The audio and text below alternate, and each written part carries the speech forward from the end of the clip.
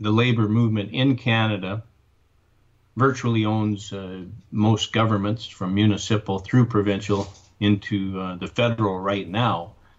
They've always been protected and, supported in their efforts to get particular governments elected.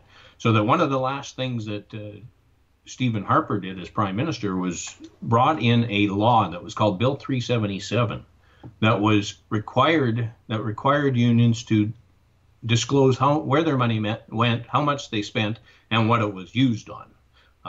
There's no record of how any of that money is spent. It's a huge amount of money that comes into unions every year. We have no idea if it's spent on training or recruiting, or I suspect a large majority of it is spent on political activism.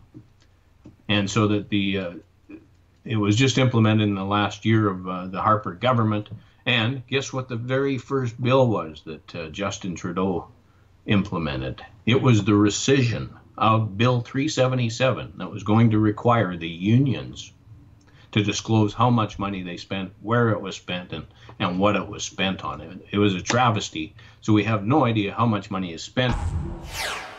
That's an excerpt from my weekly show, The Gun Show. It airs every Wednesday at 7 p.m. Mountain Standard Time. Each week, I bring you an informal interview with an interesting newsmaker or citizen activist you might not have heard of, but who is making a big difference in Canadian politics. And we'll talk about issues in a way you'll never see done in the mainstream media. To subscribe, go to therebel.media/shows.